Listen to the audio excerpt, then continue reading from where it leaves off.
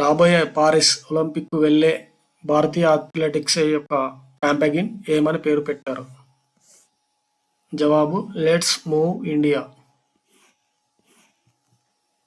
Bharatiya athletics campaign let's move India. Paris ఒలింపిక్కు వెళ్లేందుకు భారతీయ అథ్లెట్స్ యొక్క క్యాంపెయిన్ ఏమని పేరు పెట్టారంటే let's move India. Thailand open 2024లో సాత్విక్ సాయిరాజ్ మరియు చిరాగ్ శెట్టి ఏ దేశ జంటపై గెలిచి విజయం సాధించారు? జవాబు చైనా. థాయిలాండ్ ఓపెన్లో సాత్విక్ సాయిరాజ్ మరియు చిరాగ్ శెట్టి చైనాపై విజయం సాధించి థాయిలాండ్ ఓపెన్ను గెలుచుకోవడం జరిగింది. థాయిలాండ్ ఓపెన్ బ్యాడ్మింటన్కు చెందిన టోర్నమెంట్ అంటే షటిల్. 2024 ఇటాలియన్ ఓపెన్ టైటిల్ గెలిచిన అలెగ్జాండర్ జర్వాన్ ఏ దేశానికి చెందిన ఆటగాడు? జవాబు జర్మనీ. ఇటాలియన్ ఓపెన్ గెలిచిన అలెగ్జాండర్ జర్వాన్ జర్మనీకి చెందిన ఆటగాడు. ఈయన ఇప్పటివరకు 2 సార్లు ఇటాలియన్ ఓపెన్ టైటిల్ గెలిచాడు మరియు ఇది ఆయనకు 8వ గ్రాండ్ స్లామ్. అలెగ్జాండర్ జర్వాన్ జర్మనీకి చెందిన ఆటగాడు. ఐసీసీ మెన్స్ పురుషుల 2024 టీ20 వరల్డ్ కప్కి భారతదేశం నుండి ఏ ఆటగాడు బ్రాండ్ అంబాసిడర్గా నియమితులయ్యారు? జవాబు Yuvraj Singh. Yuvraj Singh 2024 T20 world cup భారతదేశం తరపున బ్రాండ్ అంబాసిడర్గా నియమితులయ్యారు. అలాగే పాకిస్తాన్ నుంచి సాయిద్ ఆఫ్రిది, వెస్టిండీస్ నుంచి క్రిస్ గేల్, జమైకా నుంచి ఉసేన్ బోల్ట్ పరుగుల వీరుడు. ఈ ప్రపంచ కప్ని యుఎస్ఏ మరియు వెస్టిండీస్ సంయుక్తంగా నిర్వహిస్తున్నాయి. టీ20 2024 వరల్డ్ కప్ అనేది 9వ ఎడిషన్. ఇప్పుడు జరిగిన వరల్డ్ కప్ 9వ ఎడిషన్. ఇందులో భారతదేశం గొప్పగా గెలవడం జరిగింది. రోహిత్ శర్మ సారథ్యంలో టీమిండియా ఘనమైన విజయాన్ని సొంతం చేసుకుంది. ఫైనల్లో సౌత్ ఆఫ్రికాపై భారీ విజయాన్ని మన భారతీయులకు అందించి 140 కోట్ల భారతీయుల నమ్మకాన్ని నిలబెట్టడం జరిగింది. ఆసియా ఫుట్బాల్ సమాఖ్య 2026ని ఏ దేశం ఆతిథ్యాన్నివ్వనుంది? జవాబు ఆస్ట్రేలియా. థాయిలాండ్లోని బ్యాంకాక్లో ఈ ఆసియా ఫుట్బాల్ సమాఖ్య ఈ నిర్ణయం తీసుకుంది. అంటే 2026లో ఆస్ట్రేలియాలో టోర్నమెంట్ జరగబోతోంది.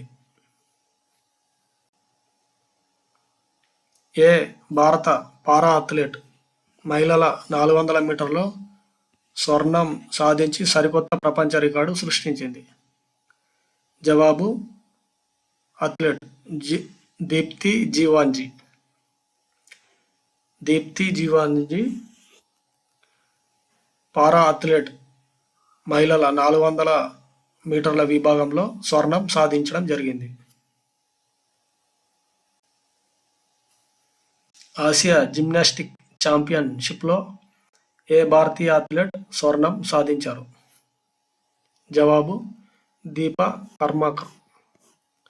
దీపా కర్మాకర్ ఆసియా జిమ్నాస్టిక్ ఛాంపియన్షిప్లో స్వర్ణ పతకం గెలిచారు. దీపా కర్మాకర్ త్రిపుర రాష్ట్రానికి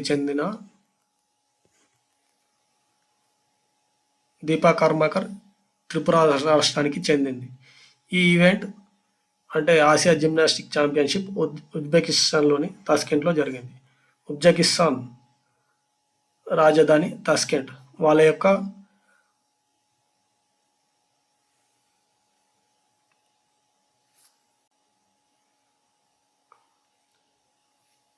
మొరాకో గ్రాండ్ ప్రిక్స్ ఛాంపియన్షిప్ని ఎవరు గెలుచుకున్నారు? మొరాకో గ్రాండ్ ప్రిక్స్ జవాబు Charles Leclerc. Charles Leclerc Morocco Grand Prix ఛాంపియన్షిప్ని గెలుచుకోవడం జరిగింది. 2024 Superbet rapid blades Poland టైటిల్ను ఎవరు గెలుచుకున్నారు? జవాబు Magnus Carlsen. Magnus Carlsen Superbet rapid and blades Poland అవార్డును గెలుచుకున్నాడు. మ్యాగ్నస్ కార్ల్సన్ చదరంగం ఆటకి చెందిన ఆటగాడు. చదరంగం ఆటకు చెందిన ఆటగాడు మ్యాగ్నస్ కార్ల్సన్.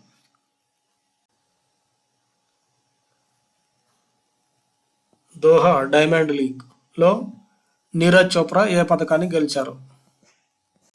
ప్రముఖ జువలిన్ త్రో ఆటగాడు, అథ్లెట్, భారత్కు చెందిన ఆటగాడు నీరజ్ చోప్రా దోహా డైమండ్ లీగ్లో ఏ పథకాన్ని గెలిచాడని మనకు క్వశ్చన్ వచ్చింది. జవాబు రజత పథకం గెలిచాడు. నీరజ్ చోప్రా జువలిన్ త్రో ఆటకు సంబంధించిన ఆటగాడు. అంతర్జాతీయ క్రికెట్కు ఇటీవల వీడ్కోలు పలికిన న్యూజిలాండ్ ఆటగాడు ఎవరు? జవాబు కోలిన్ మున్రో.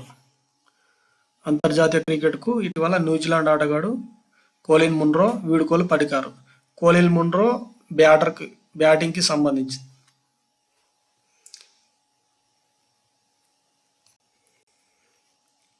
ఐఎస్ఎల్ 2023-24 టైటిల్ని ఏ జట్టు గెలుచుకుంది? Mumbai City FC. ఐఎస్ఎల్ అనగా ఇండియన్ సూపర్ లీగ్ 2024 టైటిల్ని ముంబై సిటీ ఎఫ్సి గెలుచుకుంది. ఇందులోని ముఖ్యాంశాలు, టోర్నీ యొక్క ముఖ్యాంశాలు: ఆట ఫుట్బాల్కు సంబంధించిన ఆట, ఇండియన్ సూపర్ లీగ్ ఆట టోర్నీ. రన్నరప్ మోహన్ బగాన్ ఇంటూ ముంబై ఎఫ్సి గెలుపొందడం జరిగింది. ముంబై సిటీ ఎఫ్సికి ఇది 2వ టైటిల్. మొత్తం 16 సీజన్లు, 16వ సీజన్ ఇప్పుడు జరిగిన సీజన్. అందులో ముంబై ఎఫ్సి 2 సార్లు టైటిల్ గెలుపొందింది. ఐఎస్ఎల్ అనగా ఇండియన్ సూపర్ లీగ్. డిమిత్రిమోస్ పెట్రోనాస్ ఉత్తమ ఆటగాడిగా గోల్డెన్ బాల్ అవార్డును గెలుచుకున్నాడు. ఫుట్బాల్లో ఉత్తమ ఆటగాడికి గోల్డెన్ బాల్ అవార్డుని ఇస్తారు. ఇది బాగా గుర్తుపెట్టుకోవాలి. ఈ డిమిత్రిమోస్ పెట్రోనాస్ మోహన్ బగాన్ ఆటగాడు. డిమిత్రిమోస్ డైమంటకోస్ ఇంకొక ఆటగాడు. కేరళ జట్టుకు చెందిన డిమిత్రిమోస్ డైమంటకోస్ గోల్డెన్ బూట్ అవార్డును గెలుచుకున్నారు. గోల్డెన్ బూట్ అవార్డు ఎవరికి ఇస్తారు అంటే అత్యధికంగా గోల్స్ చేసిన వారికి గోల్డెన్ బూట్ అవార్డు ఇస్తారు.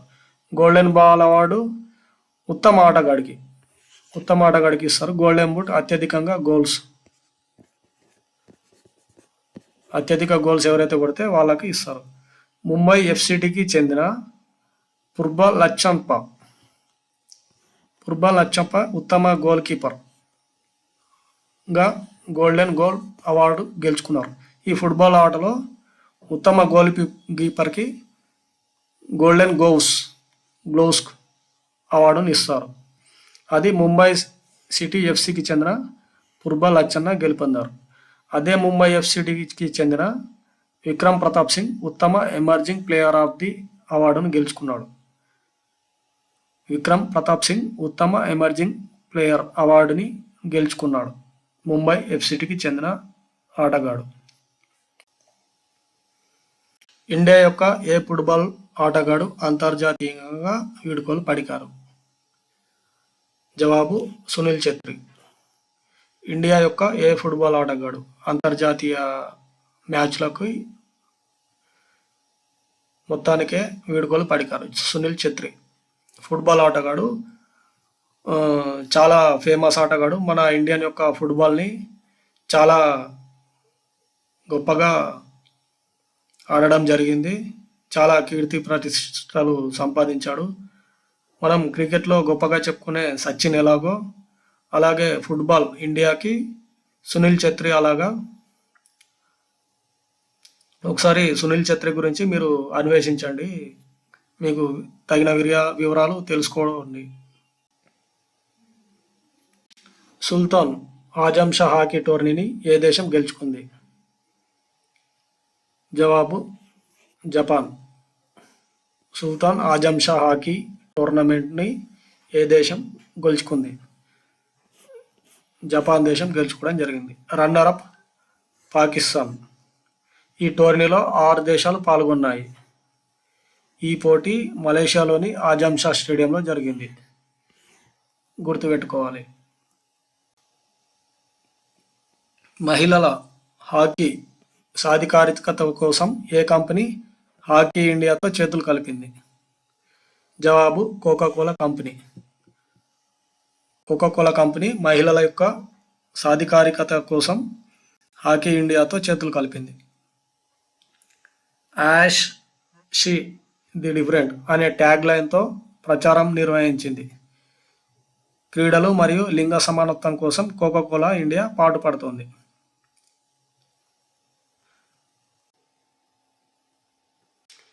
మియామి గ్రాండ్ ప్రిక్స్ లో లాండో న్యూరిస్ స్మార్ట్ తొలి F1 విజయం సాధించారు. ఈయన ఏ దేశానికి చెందినవాడు? జవాబు బ్రిటన్. మియామి గ్రాండ్ ప్రిక్స్లో లాండో న్యూరిస్ స్మార్ట్ తన తొలి F1 విజయం సాధించాడు. ఈయన బ్రిటన్ దేశానికి చెందినవాడు. మియామి గ్రాండ్ ప్రిక్స్, మియామి నగరం USA అమెరికాలో ఉంది.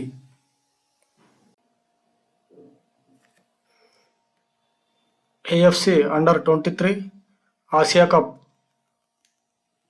ఖతార్లోని దోహాలో జిప్సమ్ బిన్ అహ్మద్ స్టేడియంలో జరిగిన ఫైనల్లో ఏ దేశం గెలుపొందింది? జవాబు జపాన్. ఆసియా కప్ అండర్-23 Asia football cup.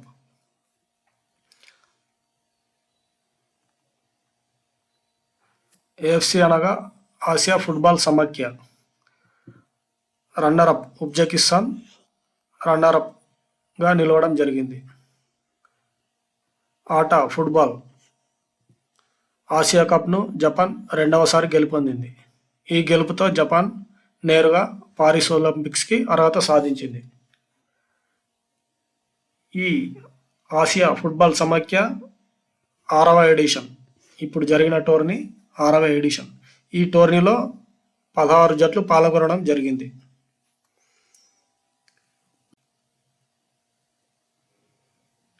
Thomas and Uber Cup 2024లో పురుషుల మరియు మహిళల విభాగంలో ఏ దేశం గెలుపొందింది?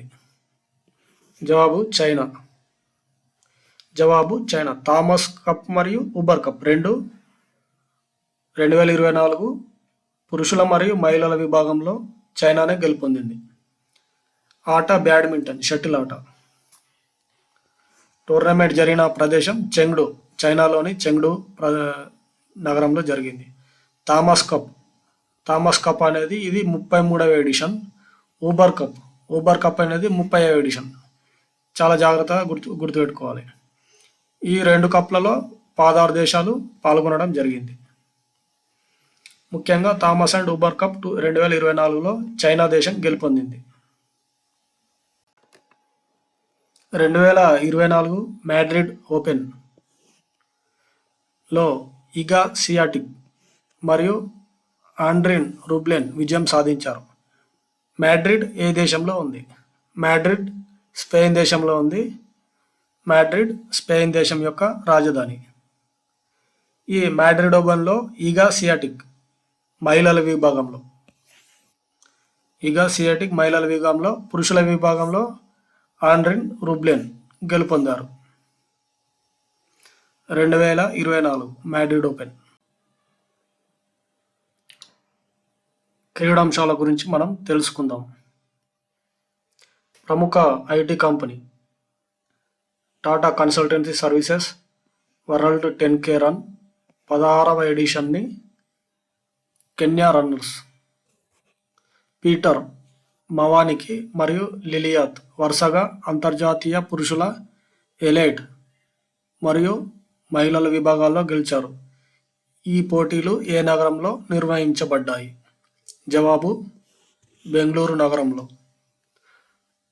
జవాబు Bengaluru. Tata Consultancy Services world 10K రన్ని 16వ ఎడిషన్ని బెంగళూరులో నిర్వహించడం జరిగింది.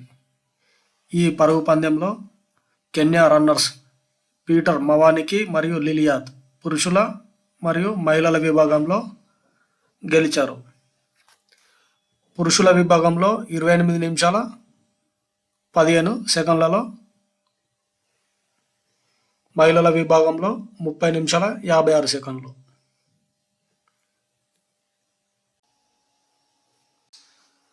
రియల్ మాడ్రిడ్ జట్టు ఎన్నవ లాలిగా టైటిల్ గెలుచుకుంది? జవాబు 36వ లాలిగా టైటిల్ గెలుచుకుంది. లాలిగా టైటిల్ ఫుట్బాల్కి సంబంధించిన టోర్నమెంటు. రియల్ మాడ్రిడ్ ఒక ప్రైస్ చేంజ్ లాలిగా టైటిల్ని 36వ ఎడిషన్ ఇది.